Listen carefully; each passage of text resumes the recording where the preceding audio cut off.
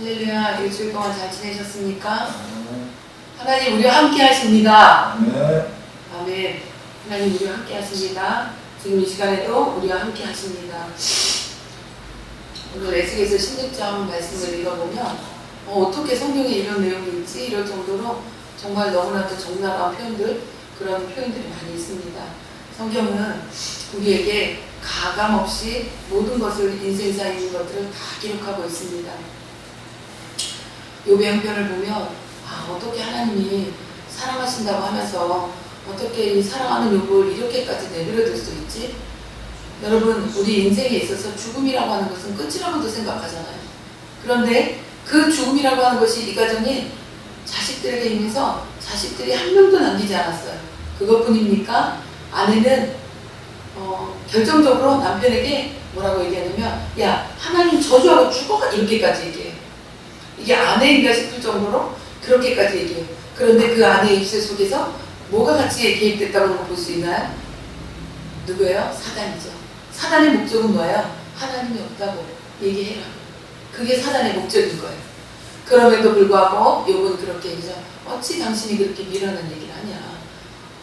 그렇게 얘기하면서 결국 끝까지 욥은 그 모든 일을 입술로 범죄치 않았다라고 성경은 이야기하고 있습니다.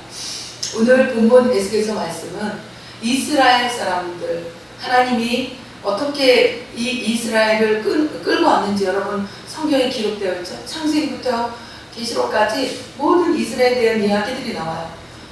때로는 여러분이 알고 있는 것처럼 이스라엘 백성이 나라가 없어졌을 때 성경은 이스라엘에 대한 얘기가 아니다. 그냥 예표일 뿐이다. 이렇게 얘기하고 이스라엘을 그냥 사람들의 머릿속에서 지워버리려고 했던 때도 있었어요. 그러나 하나님은 말씀을 약속하신 그대로 이스라엘을 정말 있을 수 없는 그 일을 어떻게 하셨죠? 이뤄내셨습니다. 이스라엘이 다시는 이 지구상에 없을 것 같았는데, 다시는 그 이름조차도 이뤄내지 못할 것 같았는데, 여러분과 제가 알고 있는 것처럼 이스라엘이라는 나라는 버젓이 생겼어요.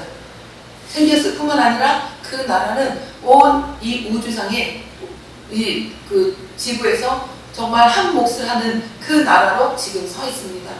그런데 그 이스라엘의 역사가 다른 나라의 역사는 그렇지 않은데 그냥 부분적으로 있는데, 이스라엘의 역사는 아주 적나라하게 모든 행위들이 이 성경에 고스란히 다 들어있어요. 그런 가정 가운데 에스겔은 이 이스라엘 사람들이 지금 이 받는 고난이 왜 이런 건지 그거에 대해서 그러니까 파헤치면서 뭐라고 얘기하냐면 이스라엘이 행음했다 이렇게 얘기해요. 자, 오늘 에스겔의 말씀을 보면 이스라엘의 여자들이 엄청나게 음란했던 모양이에요. 그래서 이스라엘 사람들이 이스라엘 여자 때문에 망했다 이렇게 볼 수 있어요. 그렇게 보시면 오해입니다. 오늘 이스라엘 말씀은 영적인 부분을 얘기하고 있어요. 그러니까 오늘 이스라엘 사람들 남녀노소 누구나 할 것 없이 이스라엘 사람들이 정말 바람난 여자처럼 그렇게 행동했다, 그 얘기를 이렇게 표현하고 있는 것입니다. 이스라엘 백성들은 하나님이 정말 다른 민족하고 다르게 보호하셨어요. 신명기 32장 10절 한번 보실까요?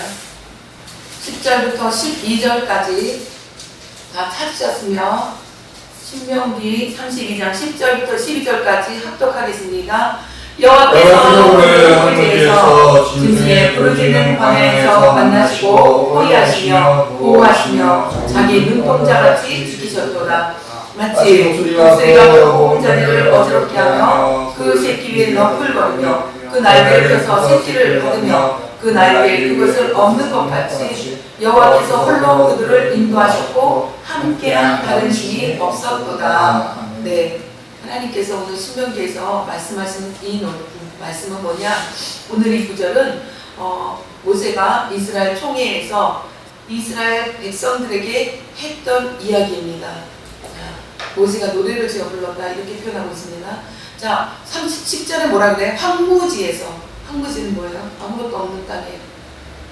그리고 짐승이 부르짖는 광야. 광야는 더 심하죠. 자, 그 다음에 그런 상황 가운데서 그냥 내버려 두셨다? 아닙니다. 호위하시고 보호하셨다고 했어요. 어떻게 호위하시고 보호하셨습니까? 낮에는 구름 기둥으로, 밤에는 불 기둥으로. 여러분이 우리가 계속 살펴봤던 말씀 가운데 있었던 것처럼 그 출애굽을 하면서 10가지 재앙으로부터도 구원하셨고, 그리고 그 홍해를 건너고 나서 그 정말 먹을 것도 없고 아무것도 없는 광야 가운데 불기둥 구름기둥으로 인도하시고, 그리고 그 불기둥 구름기둥이 이들의 행진할 때는 앞서서 가셔서 안내해 주셨어요, 길을.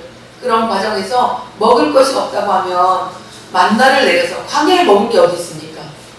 광야에 먹을 게 없는데 먹을 것이 없을 때는 만나를 내려주시고, 또 고기가 먹고 싶다고 하니까 메추라기를 그냥 한 번에 불어서 입김에 한 입김에 불어서 이스라엘 백성을 다 먹이시고, 그것뿐입니까? 독수리 표현하시죠.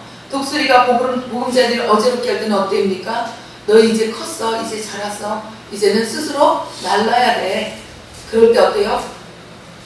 독수리가 그 보금자리에 있던 보드라운 털, 깃털들, 새끼 알을 까기 위해서 집을 준비했던 그 모든 것들을 다 흩어내기 시작해요. 그러면 남는 건 뭐예요? 가시 같은 그런 뼈대, 나뭇가지 이런 것만 남아요. 그러면 거기 앉아 있을 수가 없는 거예요, 이 새끼들이.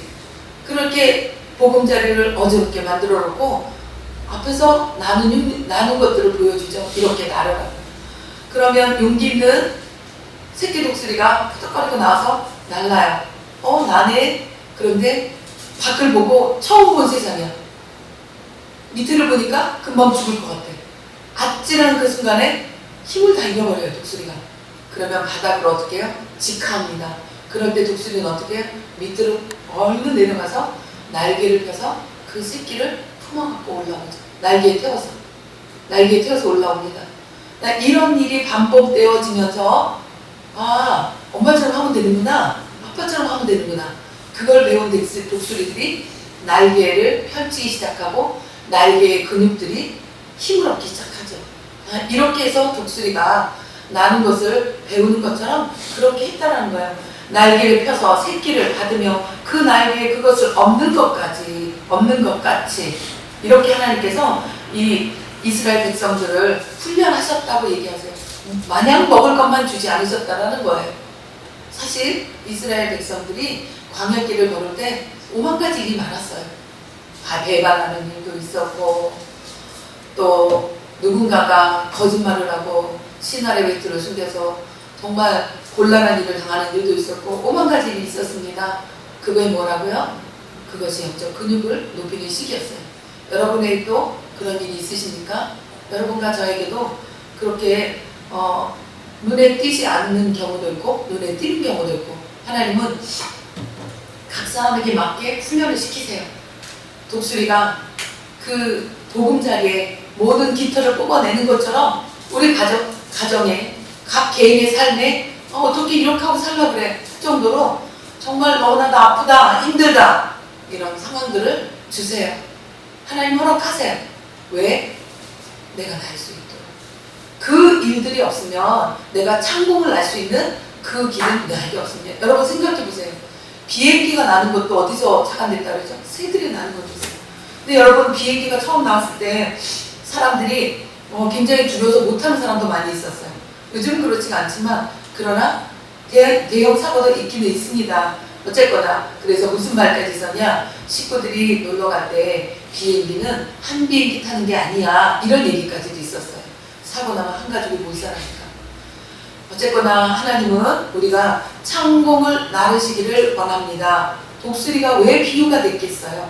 하나님은 우리의 인생이 그냥 땅만 보고 살다가 죽어가는 그 인생이 되지 말라고 독수리를 비유해서 보여주신 거예요. 날개가 힘을 얻으면 어떻게 해요? 어느 정도 퍼덕거리면서 날다가 그 기류에 우리가 합류하게 되면 그때는 내가 힘을 주지 않아도 성령의 바람에 이끌려서 그렇게 사는 그 삶이 우리 가운데 주어진다는 거예요. 그런데 사실 인간이 성령의 기류에 합해서 살아가는 그 상황까지 가기는 매우 쉽지 않지요. 그러나 그 일은 반드시 있습니다. 자, 그렇게 12절, 여호와께서 홀로 그들을 인도하셨고 함께한 다른 신이 없었도다. 이렇게 정의를 내리세요. 다른 신이 있었다, 없었다? 없었다. 그런데 오늘 에스겔 16장은 어떤 내용이에요? 이 에스겔 16장 내용이 다 예루살렘 여자들이 음란한 행위들에 대해서 얘기를 하고 있어요.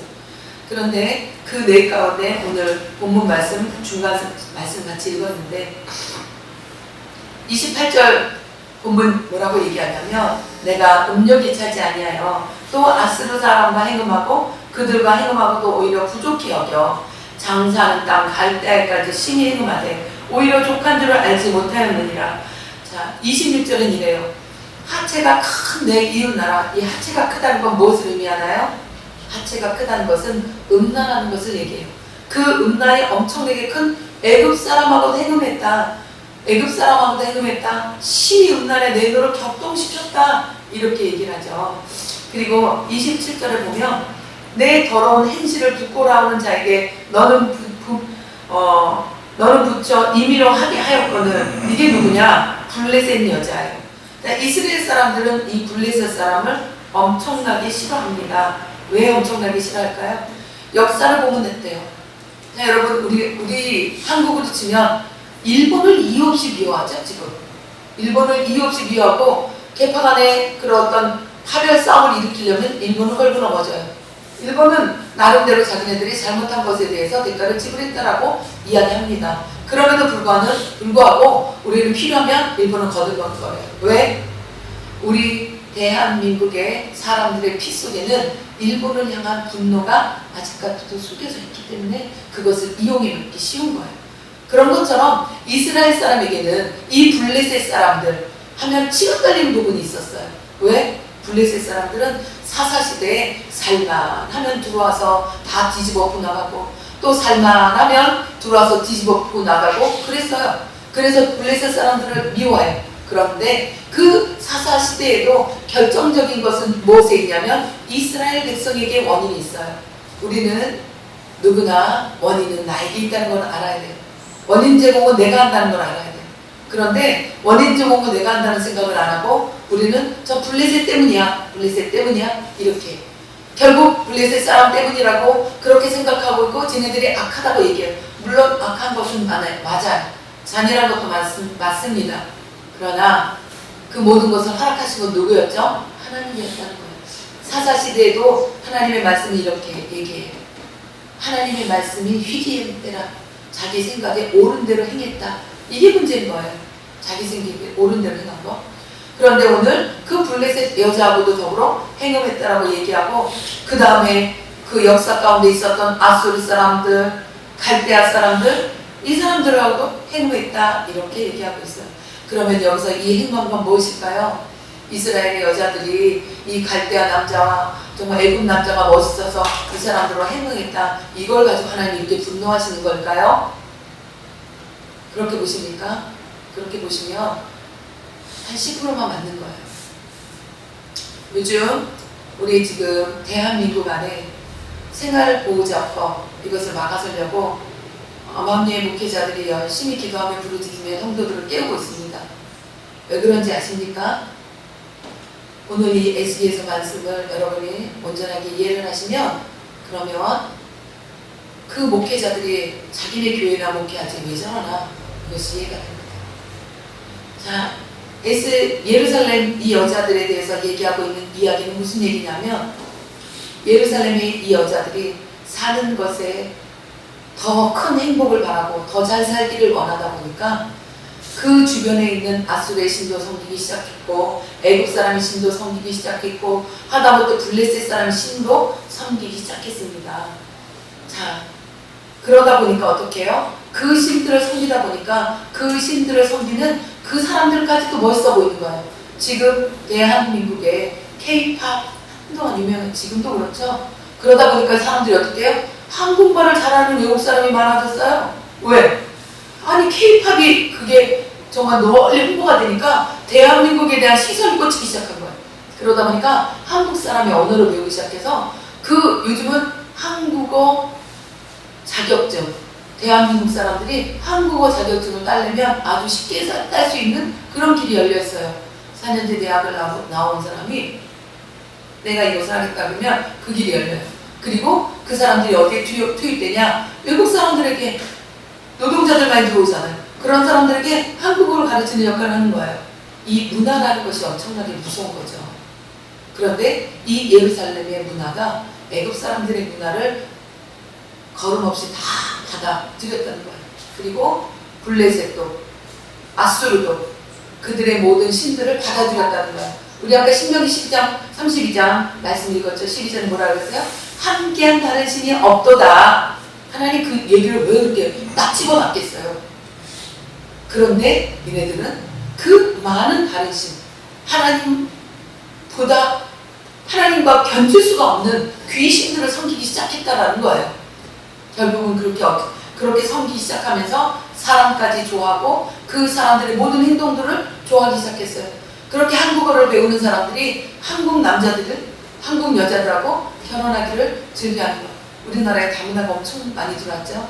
그런 이유가 한몫하고 있는 것입니다. 16장 45절 보면 너는 그 남편과 자녀를 싫어하는 어미의 딸이요 너는 그 남편과 그 자녀를 싫어하는 형의 동생이로다. 내 어미는 햇사람이요 내 어미는 아모리 사람이요 내 형은 그 딸과 함께 내 좌편에 거하는 사마리아요 내 아우는 그 딸과 함께 내 우편에 거하는 소돔이라. 자 보세요. 햇사람, 아모리 사람, 사마리아, 소돔 다 나오죠. 이게 형제라는 거예요. 그 어미라는 거예요. 무엇을 이야기하고 있습니까? 하나님은 섞이지 말라고 얘기하세요. 섞이지 말라고. 제가 교회를 옮기면서 하나님께 기도를 여러 가지로 많이 했어요. 그런 가정 가운데 한 가지 기도를 했어요. 어떤 기도였냐면 하나님 혹시 요즘 카페랑 겸해서 하는 교회들이 많이 있던데 카페를 하면서 주일날은 예배드리는 그런 교회를 하면 어떨까요? 그게 제 기도 제목이었습니다. 그리고 기도만 했던 게 아니라 실질적으로 준비를 했어요. 카페에 필요한 바리스타 자격증, 그리고 혹시라도 곁들일 수 있는 제빵을 할 수 있을까 싶어서 제과 제빵 자격증, 이것까지 다 준비하면서 공부했어요. 그런 과정에서 하나님 아무런 말씀이 없으셨어요. 몇 달을 기도했던 것 같아요. 결정적으로 제가 이 교회를 얻기로 결심했던 게 뭐냐면 하나님이 그렇게 말씀하셨어요. 섞이는 것은 아니다. 섞지 마라 그랬어요. 아 그렇구나. 그래서 그때 제가 했던 기도가 또 하나 있습니다. 그러면 하나님 집을 좀 크게 얻어서 집으로 들어갈까요? 앞으로는 가정교회가 될 거라고 하던데. 그리고 실질적으로 교회를 탄압하는 그런 일들도 여러 면에 보였고 그렇게 기도했어요. 그랬을 때 하나님 주신 말씀은 그때는 그때고 결국 그래서 사실 임대료라고 하는 부분 이 부분도 걱정돼야 되는 부분이고 그리고 효율적인 거 뭐 여러 가지 생각이 돼야 되는 부분이어서 고민을 참 많이 했어요. 그 시간이 저에게는 한 6개월이라는 시간이었던 거예요. 그 6개월이 더 됐구나. 네, 한 8개월까지, 7개월까지 그렇게 고민을 했던 시간이었어요. 그래서 그 고민하는 기간에 제가 바리스타 자격증이랑 카페 자격증, 제과 제빵 자격증을 딸 수 있었던 것처럼 그렇게 시간이 많이 걸리도록 기도를 참 많이 했어요. 결국 하나님이 아니다라는 사인을 듣고 그리고 이곳으로 옮겨서 왔을 때 하나님은 먼저 있던 교회의 주인이 비워달라고 얘기하는 그 순간부터 이 공간을 주님은 주님대로 준비하셨더라고요. 준비하시면서 이것저것 금연적인 부분도 준비하셨고 그것을 오고 나서 알았어요. 때로는 사람이 생각할 때 A라는 부분이 끝나면 B라는 부분이 바로 연결되어지는 것, 그리고 C라는 부분은 준비되어지기를, 이게 인간의 사고방식이에요. 근데 하나님은 우리의 생각하고 틀리게 얘기하시더라고요. A가 끝났어도 B가 보이지 않아. 그리고 그 B를 어떤 건지도 방향을 못 잡겠어. 그러면 어떻게 해요? 우리 물을 끓어야 되는 거죠. 근데 그 물을 끓어야 되는 그 시간에 물을 끓지 않고 우리가 다른 방법을 생각하면, 내가 할 수 있는 모든 방법을 동원한다면 그것이 우상이 될 수 있는 것이에요. 행음이라고 하는 오늘 이 에스겔에서 말씀하는 이 부분이 될 수 있는 거예요. 뭔가 갈피리 잡히지 않아서 저쪽에서는 계속 요구를 하고 답답하지만 그 답답한 과정 가운데 제가 임의적으로 결정을 내리지 않았던 부분은 여러 가지 생각이 많았지만 좁은 곳으로 갈까? 지하로 갈까? 집으로 갈까? 카페를 갈까? 여러 가지 생각이 있었지만 그리고 내가 하면 되는데 하지 못했던 이유는 하나님이 뭐라고 생각할지 몰랐어. 이것이 우리의 나아갈 방법입니다. 오늘 에스겔은 지금 예루살렘 딸들에게 지금 너희가 이렇게 행하는 모든 행위들 이런 부분에 대해서 아주 적나라하게 까발리면서 얘기를 하고 있죠. 그러면서 43절 보면 네가 어렸을 때를 기억하지 아니하고 이 모든 일로 나를 경건케 하였은즉 내가 너의 행위대로 너의 머리에 보호하리니 너가 이 음담과 너의 모든 가증한 일을 다시는 행하지 아니하리라. 나 주여의 말이니라. 에스겔이 받은 말씀은 하나님께 받은 말씀은 그대로 얘기해요. 뭐라 그래요? 네가 너 어렸을 때 기억하지 못하는구나. 너희 엄마 뱃속에서 나올 때 네가 어떻게 했지? 그 내용이 성경에 그대로 있어요. 피투성이로 나와서 그렇게 행할 때 그때 내가 너는 피투성이로 살아라. 이렇게 그 말한 부분이 있어요. 16장 6절 보실까요? 우리 16장 6절 7절 우리 다 같이 읽어볼까요? 16장 6절 시작. 내가 내 곁으로 지나갈 때에 내가 피투성이가 되어 같이 사는 것을 보고 너에게 이르기를 너는 피투성이라도 살라. 다시 이르기를 너는 피투성이라도 살라 하고 내가 너로 들의 풀같이 많게 하였더니 너가 크게 자라고 심히 아름다우며 이번은 뚜렷하고 너의 머리털이 자랐으나 너가 오히려 어려운 것은 적신이더라. 네, 이 말씀 뭐예요? 우리 인간 자체를 그대로 보여주고 있죠. 아무것도 아니라는 거예요. 아무것도 아닌데 아무것도 아닌 것들을 그래 너 피투성이든 살아라 그랬다는 거예요. 그러니까 이스라엘의 모든 형태를 얘기하는 거죠. 정말 죽을 것 같은 이스라엘, 그래서 산소호흡기 꽂아서 그래서 다시 살려놨더니 심폐소생술해서 하나님 다시 살려놨더니 이제는 내가 할 수 있다고 나를 버려 이런 얘기인 거죠. 그냥 여기 지금 그래 풀같이 많게 하였더니 크게 자라고 심이 아름다우며 유방이 뚜렷하고 그러니까 성인이 되기까지 이렇게 키웠다라는 거예요. 이렇게 키웠는데 그런데 너가 이제는 컸다고 나를 배반하고 네 마음대로 사니 이 얘기입니다. 그러면서 하나님이 이스라엘 백성에게 음행한 것에 대해서 이야기하고 있습니다. 여러분 우리가 하나님을 섬긴다는 거요. 여러분 모두가 나 지금 하나님 잘 섬겨 이렇게 얘기들 많이 하세요. 나는 금식을 얼마큼 하고 특히 조심해야 되는 부분이 그거예요. 금식 많이 하시는 분들, 특히 40일 금식하시는 분들, 그분들 목이 꼿꼿하시죠? 왜 꼿꼿한지 아십니까? 남들 못하는 거 있기 때문에 인정합니다. 그런데 그 40일이라는 금식 가운데 하나님 그 40일 동안 그 사람을 그만큼 꺾으신 건 뭔지 아십니까? 그 사람은 고집가하죠. 대체적으로 40일 금식한 사람들 보면 자기 주장이 강하세요. 어딜 가서든 자기 의사를 높이려고 하지 않아요. 그리고 이제 어느 세월이 지나가면 또 40일 금식 들어간다고요. 이 40일 금식하는 사람은 다 그렇다는 건 아니에요. 그리고 그 사람들 폄하하자는 것도 아닙니다. 하나님이 특별한 은혜 주셔서 그 사람들 그렇게 세우셔서 그렇게 기도하게 하시는 것 너무 감사하죠. 오늘 중요하게 여러분에게 나누고자 하는 얘기는 우리나라가 예루살렘의 딸처럼 지금 이런 사태라는 거예요. 여러분 생활동반자법 이거 정말 차별금지법을 문 열어주는 그런 법이에요. 그러니까 생활동반자법이라는 건 뭐냐면 남녀가 만나서 결혼이라는 것을 하고 결혼이라는 것을 통해서 가정이라는 것을 이루고 가정이라는 것을 이뤄서 아이를 잘 키워내고 그 아이로 인해서 또 다른 가정을 만들고 이것이 하나님의 질서예요. 이것이 창세기 제일 첫에 나오잖아요. 그런데 창세기를 다 뒤집겠다라는 게 이 생활자법입니다. 남자와 남자가 해도 괜찮아. 남자와 여자가 해도 괜찮아. 여자와 여자가 결혼해도 괜찮아. 같이 살아도 된다는 거야. 뭐 결혼식 상관없이 이게 지금 생활자보호법이에요. 그리고 둘째 같이 살면서 그 양육하고 그냥 자기들 좋은 대로 인간 보기에 좋은 대로 그렇게 살아도 된다는 거예요. 그럼 이런 가정 가운데 우리나라 지금 출산율이 어마어마한데 그 출산율에 대해서 얘네들이 일조를 하겠다는 거죠.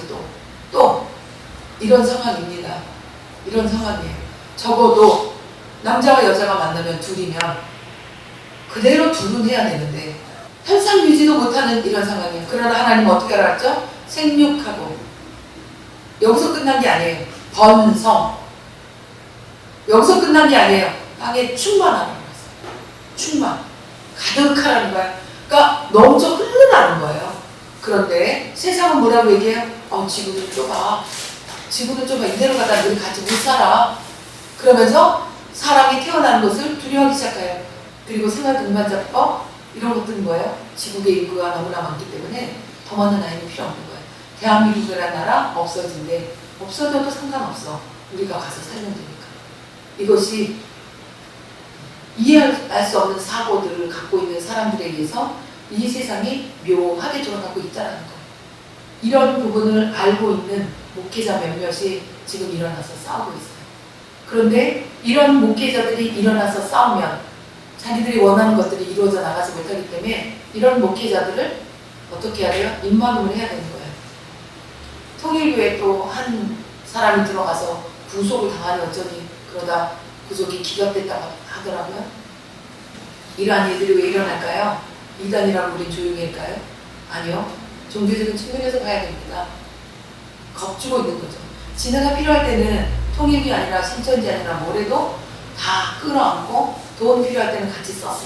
그러나 이제는 어떻게 해야 돼요? 자기의 목적들을 이루어갈 만큼 커졌어. 그래서 이제는 종교는 필요 없어. 종교는 아편이야. 그러나 여러분, 우리가 믿고 있는 하나님은 종교가 아닙니다. 우리가 믿고 있는 하나님은 나를 지으시고 내가 지금 무슨 생각하는지 알고 계신 하나님입니다. 그 하나님은 예수 그리스도를 이 땅에 보내셨고 그 예수 그리스도는 이 땅에 와서 나 대신 모든 죄값을 다 치렀고 그리고 그 치르고 다 이루었다. 뭘 다 이루었다? 죄값을 다 이루었다는 거죠. 치렀다는 거죠. 그리고 돌아가셨어요. 죽음은 다 끝이죠. 그러나 그분은 끝이 아니었어요. 3일 후에 다시 일어나셨습니다. 그리고 뭐라고 그러셨어요? 우리 보고 할례를 주셨어요. 내가 세상 끝날에 올 거다. 그런데 그 전에 너희는 어떻게? 가르쳐, 지키고 그리고 모든 것을 분부해서 가르쳐 지키게 하라는 거예요. 그게 우리에게 주신 사명이에요. 마태복음 28장 여러분 말씀 다 기억하시죠? 마지막에 뭐라고 말씀하고 하셨죠? 그러므로 너희는 가서 모든 족속으로 제자를 삼아 아버지와 아들과 성령의 이름으로 세례를 주고 세례를 준다는 건 뭐예요? 너가 세상 사람이었는데 이제는 우리 편이야. 하나님의 아들이야. 이건 거예요. 세례를 주고 그 다음 어떻게 하라고요? 내가 너희에게 분부한 모든 것을 가르쳐 지키게 하라. 볼지어다 내가 세상 끝날까지 너희와 항상 함께 있으리라. 이게 예수님의 마지막 말씀이에요. 그리고 뭐라고 하셨어요? 너희가 본 그대로 온다고 했어요. 그리고 몇 날이 못 되면 성령을 주겠다고 얘기했어요. 그 성령님 우리에게 임하여 계십니다. 그리고 그 성령님이 오신 것이 우리에게 유익이라고 말씀하시면서 요한복음 14장에 뭐라고 했어요? 너희 마음에 근심하지 마라. 하나님 믿지? 또 나를 믿어라. 내 아버지 집에 뭐가 많아요? 거할 곳이 많도다. 그리고 내가 처소를 예배하러 간다. 처소가 다 예배하면 온다. 이게 핵심인 거예요. 그 오시는 그분이 시간이 점점 임박해져 있다는 거예요. 그래서 여러분 우리가 하나님을 믿는다는 거 내가 앉아서 기도하면서 내 가족을 위해서 나를 위해서 기도하는 거 중요합니다. 그러나 내 세계를 위해서 내 명예를 위해서 기도하는 것 여기에만 끝인다고 한다면 우리는 핀트가 나가도 완전히 나간 거예요. 하나님은 우리에게 뭐라 그랬어요? 내가 간다. 너 준비해라. 그렇게 말씀하셨어요. 여러분은 무엇이 보이십니까? 무엇을 위해 사십니까? 생활 동반자법 막는 목회자는 좀 어떻게 보이십니까? 왜 그것을 해야 됩니까? 세상이 최후 발악을 하고 있는데도 우리가 잠잠히 있다면 하나님이 마지막 때 건지실 그 한 영혼을 놓치는 거예요. 너희는 모든 족속으로 세례를 주고 그랬잖아요. 세례를 주는데 우리가 길 가다가 아무나 붙잡고 세례 받읍시다 그러고 세례 줄 수 있습니까? 아닙니다. 모든 족속으로 제자를 삼으라고 했어요. 그리고 아버지, 아들, 성령의 이름으로 세례를 주고 이렇게 말씀하고 있어요. 그러므로 우리가 이 땅에 살아있을 동안에 무엇을 해야 될지 찾아가는 저와 여러분 되십시다. 그리고 하나님은 에스겔서에서 얘기하는 이 얘기들 왜 그때 필요한 얘기했으면 이 에스겔서는 빠져야지. 근데 왜 에스겔서가 여기 있냐고. 이 에스겔서는 우리에게 필요한 말씀이기 때문에 있는 거예요. 그러므로 오늘 이 말씀을 여러분 기억하시고 이 한 주간 나는 무슨 기도해야 될까? 뭘 바라봐야 될까? 뭘 찾아야 될까? 염두에 두신 여러분 되시기 바랍니다. 기도합니다. 좋으신 하나님, 우리 눈은 언제나 내 눈에 보이는 것이 먼저고 내 손에 잡히는 것이 먼저고 내 배를 채우는 것이 먼저입니다. 보이지 않는 것들에 대해서 내가 생각을 해야 되고 내가 힘을 쏟아야 된다는 것들 멍청한 짓이라고도 많이들 그렇게 이야기합니다. 그러나 여기 있는 우리 성도들은 하나님의 그 크신 뜻을 알고 아주 작은 것에도 하나님 앞에 마음을 다하고 뜻을 다해서 성품을 다해서 나아가기 원합니다. 음란한 예루살렘의 딸들처럼 우리가 내 명예를 위해서, 내 생각의 그 충족을 위해서, 내 배의 충족을 위해서, 내 느낌의 충족을 위해서 살진 않습니까? 하나님, 우리가 작은 것에도 하나님을 섬길 수 있는 우리가 되게 도와주셔서 음란하다고 이야기하실 때 우리가 상관이 없는 거룩한 자로 부여될 수 있도록 축복하여 주옵소서. 마지막 때 주님은 깨끗한 그릇을 쓰시겠다고 하셨는데 혹여 우리가 티 묻은 그릇이 되어 있지는 않는지 살펴볼 수 있도록 하나님 우리 가운데 지혜를 주옵소서. 모든 것을 이끄시고 인도하시는 예수 그리스도로 감사하며 간절히 기도하옵나이다. 아멘.